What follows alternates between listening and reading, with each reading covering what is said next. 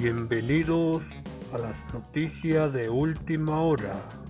Vamos a mirar también al hombre que escuchaban hace apenas unos minutos, el secretario de Guerra de Estados Unidos, lanzando duros mensajes hacia Europa en un día en el que Ucrania vuelve a atacar el corazón de Moscú y en un día en el que también vamos a mirar a los mensajes por parte de China. Enseguida andamos en estos asuntos, pero antes vamos a empezar mirando una vez más a Donald Trump, a Estados Unidos e Irán, que adelantaban la firma del acuerdo en una semana que estaba marcada sobre todo por esta cumbre que se esperaba durante este viernes en Birkenstock, en Suiza. Ayer, ya les contábamos una información por parte de Axios que apuntaba a que este acuerdo se iba a adelantar. Un acuerdo que finalmente se firmaba en el día de ayer en el Palacio de Versalles. Están viendo precisamente la firma por parte de Donald Trump de lo que parecía un conflicto enquistado que se acelera por la vía digital desde Versalles, provocando así un rally en los precios del crudo y en las acciones asiáticas. El presidente de Estados Unidos confirmaba este miércoles la firma del acuerdo con Irán desde el Palacio de Versalles en Francia. Su asesor, Dan Scavino, difundió después un vídeo en X donde se constata la firma del memorando por parte de Trump, quien acto seguido entregaba el documento al secretario de Estado Marco Rubio. El acto se desarrolló en presencia de Emmanuel Macron, que reaccionaba con aplausos. El documento fue remitido de inmediato por correo a Teherán. Por su parte, el Ministerio de Exteriores iraní ya había adelantado la firma electrónica de este texto, descartando de forma oficial su asistencia a la reunión presencial que se había programado inicialmente para este viernes en Suiza.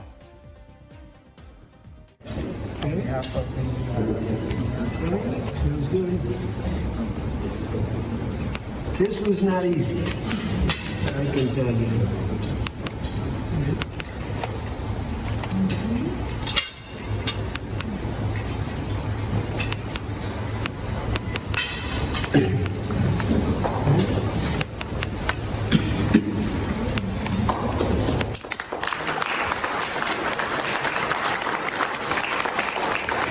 Este movimiento que escenifica una aceleración drástica de la diplomacia digital y que rompe además con los formalismos tradicionales de las cumbres bilaterales. Validando este pacto de forma anticipada y por vías electrónicas, ambas naciones eluden así los peligros políticos de una foto conjunta en Zurich, consolidando así un hecho consumado de forma inmediata. El respaldo explícito de Francia en Versalles devuelve a Europa un rol de testigo clave, mientras Washington demuestra así su capacidad para ejecutar giros estratégicos de alto impacto en el tablero de Oriente Medio, modificando de raíz la tensión geopolítica global sin necesidad de delegaciones presenciales. Según un funcionario de Estados Unidos, el memorándum fue firmado digitalmente por J.D. Vance este domingo y por el presidente del Parlamento iraní, Mohammad Bagher Ghalibaf, con Trump como testigo. Este miércoles, Trump y el presidente de Irán, Masoud Pezeshkian, también lo ha firmado de forma digital. La publicación del primer ministro pakistaní, Shehbaz Sharif, en las redes sociales sobre el acuerdo ha sido eliminada y la que la sustituyó ya no menciona la ceremonia oficial prevista para este viernes.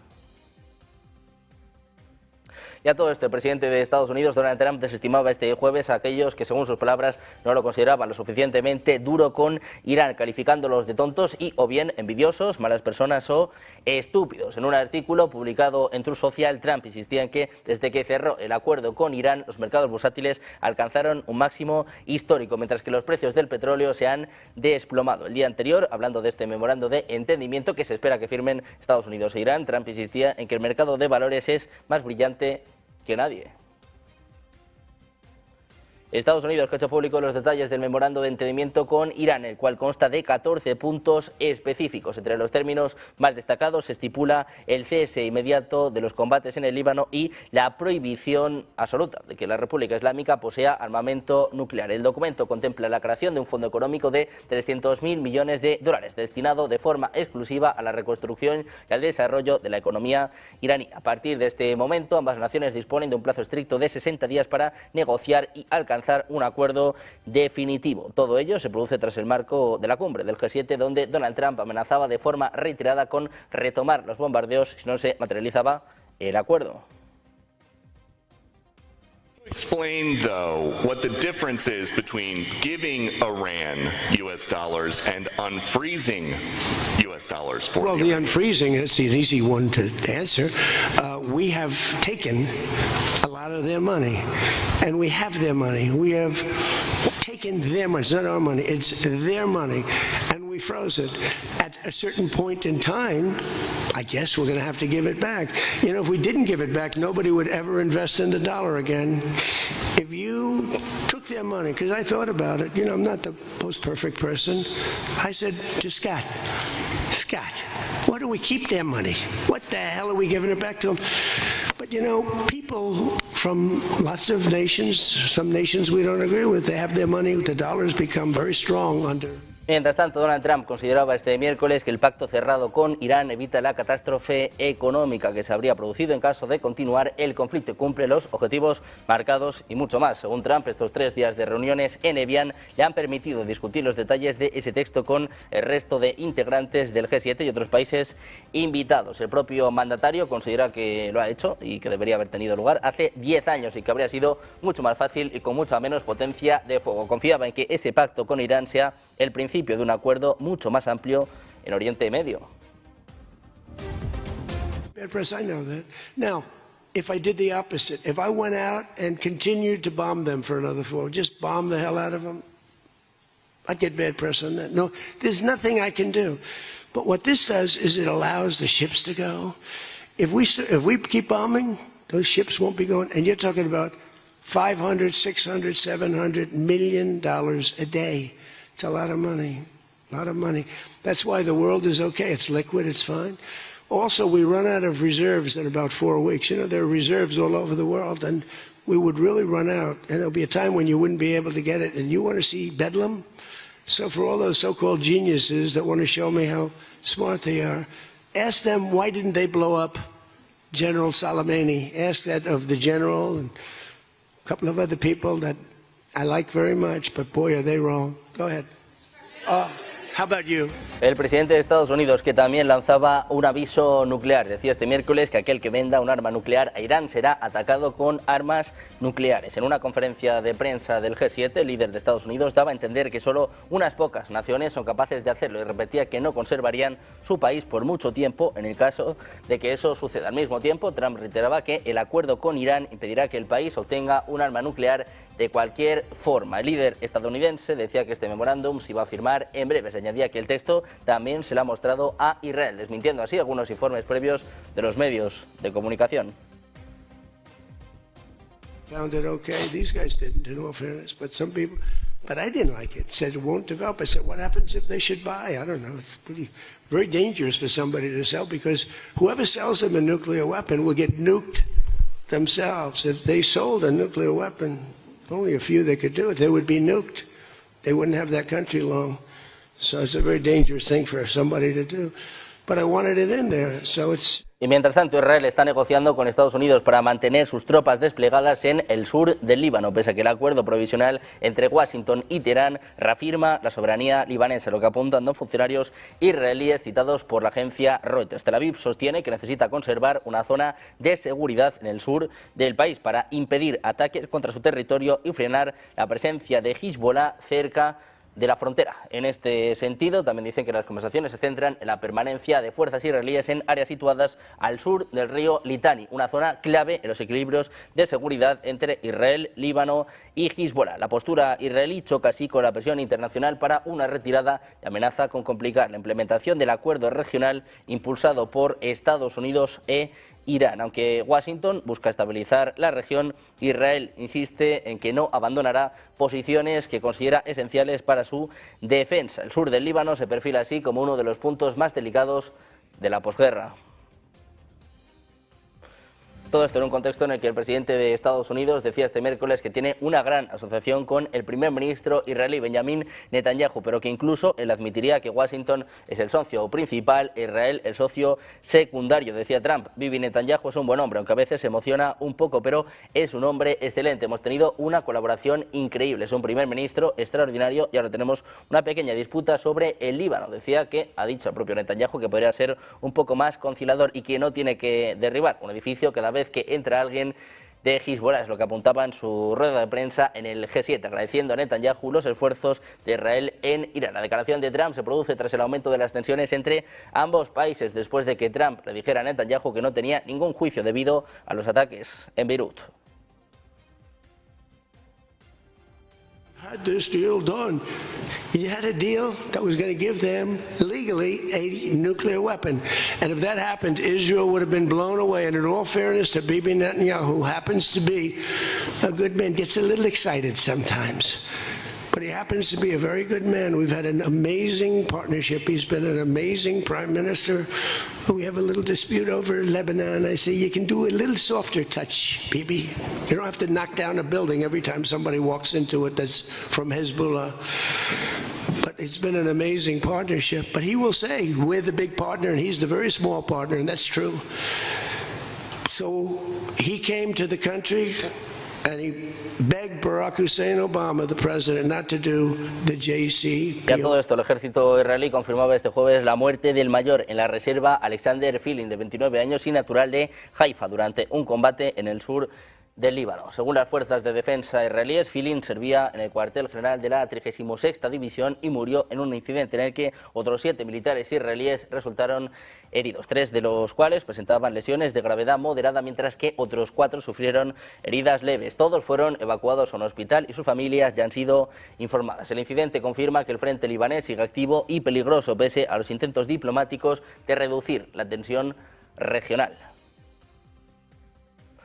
Por su parte, el secretario de Defensa de Estados Unidos, Pete Hegseth, comunicaba este jueves a los aliados de la OTAN que el Pentágono llevará a cabo una revisión completa de su presencia militar en Europa durante los próximos 6 meses, en una decisión que podría redefinir el despliegue de Estados Unidos en el continente. La medida se produce mientras Washington aumenta la presión sobre sus socios europeos para que asuman una mayor responsabilidad en materia de defensa, tras el malestar de la administración Trump por la respuesta de varios aliados a la reciente crisis con Irán. La revisión analizará el número de tropas, capacidades militares y posiciones estratégicas de Estados Unidos en Europa, donde actualmente mantiene decenas de miles de efectivos repartidos entre Alemania, Polonia, Italia, Reino Unido y otros países aliados. La administración Trump lleva tiempo defendiendo que los miembros europeos de la OTAN deben incrementar significativamente su gasto en defensa y depender menos del paraguas militar de Estados Unidos. El anuncio de Hegseth sugiere que Washington está dispuesto a traducir esa exigencia en decisiones concretas sobre el terreno. La evaluación abre la puerta a posibles reducciones,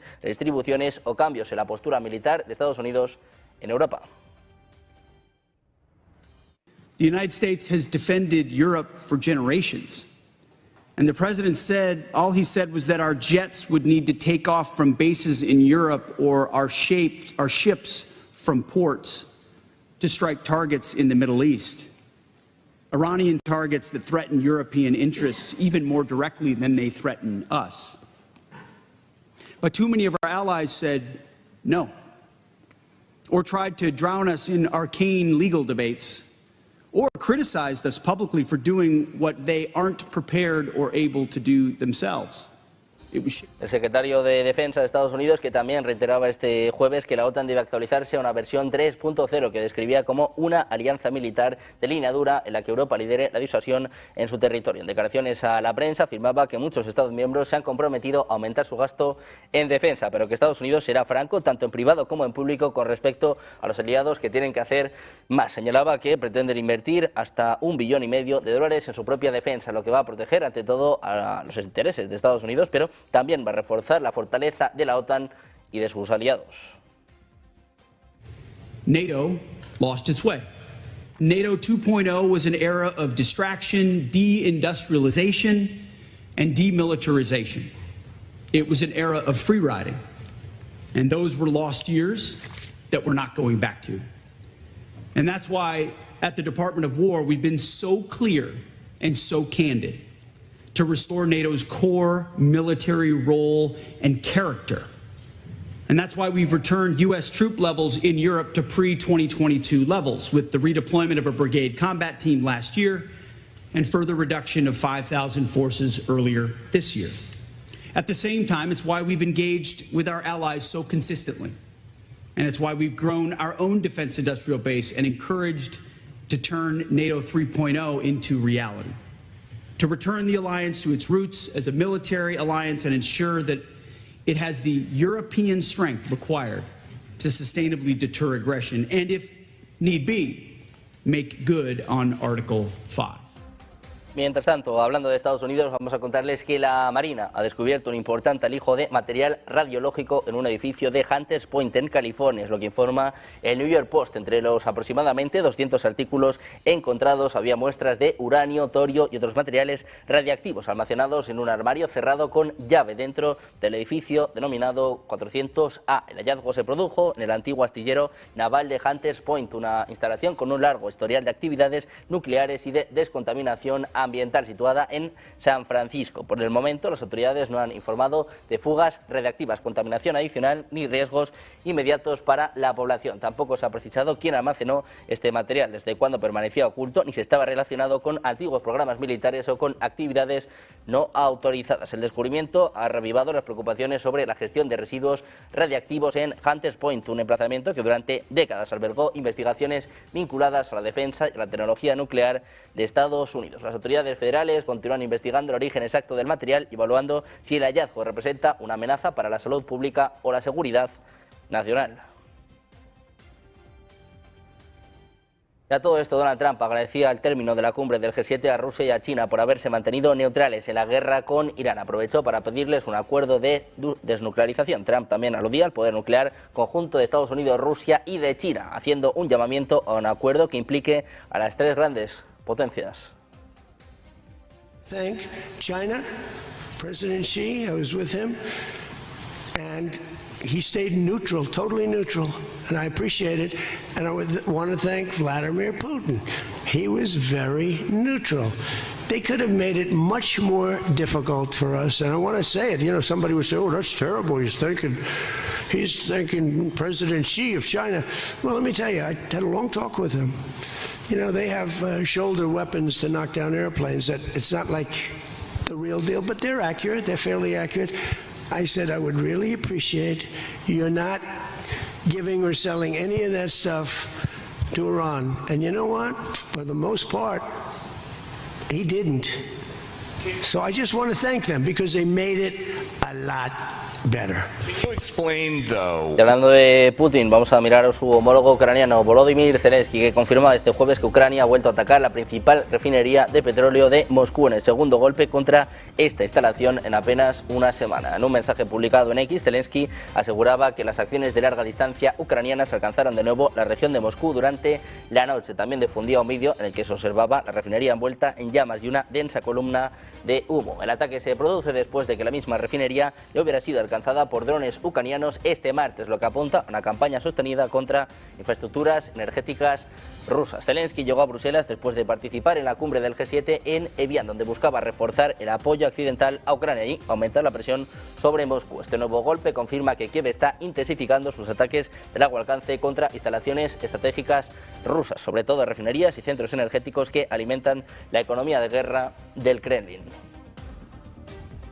Sobre esto también hablaba Donald Trump. El presidente de Estados Unidos decía este miércoles que ha mantenido buenas conversaciones tanto con Putin como con Zelensky, recalcando que los dos líderes no saben cómo llegar a un acuerdo de paz. Decía Trump, creo que ambos quieren hacer algo, pero simplemente no saben cómo hacerlo. Señalaba que informó a los aliados del G7 sobre sus conversaciones y expresó su esperanza constante de que la guerra termine pronto.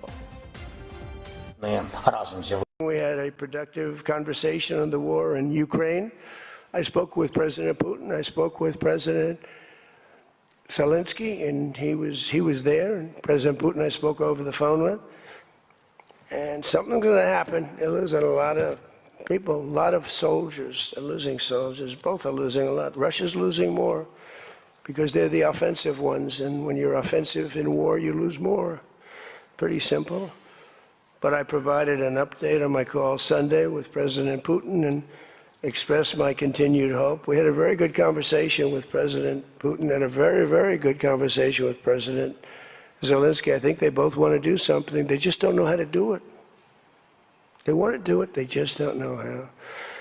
Y Estados Unidos, pues vamos a hablar de China, que estaría ampliando de forma masiva sus operaciones de espionaje para obtener ventajas políticas, económicas y tecnológicas frente a Estados Unidos y otros países occidentales. Según varios analistas, Pekín estaría inundando la zona con agentes y colaboradores, enviando a numerosas personas para recopilar información en distintos sectores y después centralizar esos datos en organismos chinos. El presidente de la Fundación Prospect de Taiwán describía este sistema como una vasta maquinaria de espionaje basada en recoger la mayor cantidad posible de información y trasladarla a Pekín o agencias vinculadas al Estado chino. El aumento de casos detectados refuerza esa preocupación. En las últimas semanas se han conocido detenciones o condenas por presunto espionaje chino en países como Estados Unidos, Alemania, Noruega y Corea del Sur. La embajada china no ha respondido de inmediato a solicitudes de comentarios, pero este caso refleja el nuevo frente de la rivalidad entre China y Occidente, no solo en el ámbito militar o comercial, sino también de inteligencia, tecnología e influencia política.